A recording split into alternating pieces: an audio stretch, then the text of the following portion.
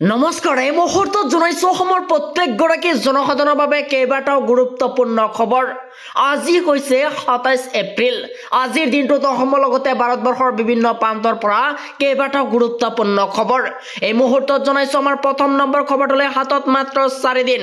১ মেৰ পৰা লাভ কৰিব আপুনি ৰেচন। নতুন হিতাধিকাৰীয়ে কৰিব লাগিব ৭টা নতুন কাম। অৱশেষত লাখ লাখ দৰিদ্ৰ পৰিয়ালৰ বাবে আহি গৈছে এটা ভাল খবৰ। নতুন পদ্ধতিৰে ৰেচন সংগ্ৰহ কৰিবলৈ সাজু হওক আপুনি।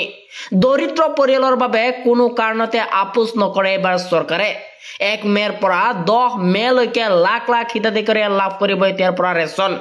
আৰু নতুনকৈ কাৰ্ড পোৱা হিতাধিকাৰীসকলে লাভ কৰিব ৰেচনৰ সামগ্ৰী। ৰেচন সামগ্ৰীক লৈ কোনো দোকানীয়ে কৰিব নোৱাৰিব খেলিমেলি। ১ গ্ৰামো দৰিদ্ৰক চাউল কমকৈ দিব নোৱাৰিব ৰেচন দোকানীয়ে। দৰিদ্ৰ পৰিয়ালে এটা অভিযোগ দিলেই জেললৈ যাব লাগিব ৰেচনৰ দোকানী। চাউল কমকৈ দিলেও গ্ৰহণ নকৰিব চাউল। মনত ৰাখিব ৰেচনৰ চাউল সংগ্ৰহ কৰাৰ সময়ত দিয়ক ফিংগাৰপ্ৰিণ্ট দিয়ে সংগ্ৰহ কৰক এখন ৰচিদ। ই-পোষ্ট মেচিনৰ দ্বাৰা দিয়া ৰচিদ ল'ব লাগিব হিতাধিকাৰীয়ে। আৰু ১০ তাৰিখলৈকে দিন জোৰাকৈ খোলা ৰাখিব লাগিব ৰেচনৰ দোকান।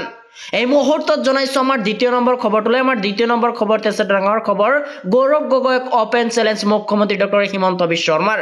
গৌৰৱ গগৈয়ে পাকিস্তানলৈ যোৱা নাই বুলি প্ৰমাণ কৰক বুলি মন্তব্য। আৰু গৌৰৱ গগৈয়ে পাকিস্তানলৈ যোৱাটো ১০০% কাৰেক্ট। তেতিয়া যদি যোৱা নাই বুলি ক'ব পাৰে মুখ্যমন্ত্ৰী নহয় নিজেই ৰিজাইন দিম বুলি মুখ্যমন্ত্ৰীৰ গহনা। আৰু মুখ্যমন্ত্ৰীৰ পদ ত্যাগ কৰাৰ লগে লগে ৰাজনীতি এৰিম বুলি গহনা মুখ্যমন্ত্ৰীৰ। আমাৰ সৈতেও প্ৰমাণ আছে বুলি মন্তব্য। ছেপ্টেম্বৰত প্ৰমাণসহ তথ্য দাখিল কৰক বুলি মন্তব্য। আৰু গৌৰৱ গগৈক অপেন চেলেঞ্জ মুখ্যমন্ত্ৰী ডক্টৰ হিমন্ত বিশ্ব শৰ্মাৰ। এই মুহূৰ্তত জনাইছো আমাৰ তৃতীয় নম্বৰ খবৰটোলৈ। আমাৰ তৃতীয় নম্বৰ খবৰটো আছে ডাঙৰ খবৰ। পাকিস্তানক সমৰ্থন কৰি গ্ৰেপ্তাৰ হৈছে এবাৰ অনিল বনিয়া। অনিল বনিয়া ছাত্ৰ মুক্তিৰ নেতা। পেহেলগামৰ ঘটনাক লৈ দেশ বিৰোধী মন্তব্য কৰিছিল এবাৰ অনিল বনিয়াই। দেশদ্ৰোহৰ গোচৰত গ্ৰেপ্তাৰ কৰা হৈছে অনিল বনিয়া। সামাজিক মাধ্যমত শ্বেয়াৰ কৰিছিল বিতৰ্কিত পোষ্ট। ভাৰতীয় সেনাৰ ভয়ত কঁপিছে এইবাৰ পাকিস্তান। এই মুহূৰ্তত জনাইছো আমাৰ ৪ নম্বৰ খবৰটোলৈ। ভাৰতৰ জলষ্টেটত হাহাকাৰ লাগিছে এইবাৰ পাকিস্তানত। জলস্থল আকাশ ৩ মাৰ্গত সাজু কৰিছে পৰিকল্পিত যুদ্ধ প্লেন।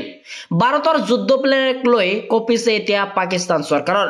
কাশ্মীৰত ভাৰতীয় সেনাই গ্ৰেপ্তাৰ কৰিছে ২ পাকিস্তানক। উদ্ধাৰ কৰিছে পাক সন্ত্ৰাসবাদীৰ বৃহৎ অস্ত্ৰ ভাণ্ডাৰ। পুলিয়া পোখাই উভালিব পাকিস্তানৰ সন্ত্ৰাসবাদীক। আৰু পাকিস্তানৰ কুকাণ্ডক ধিক্কাৰ দিছে এবাৰ সমগ্ৰ বিশ্বই।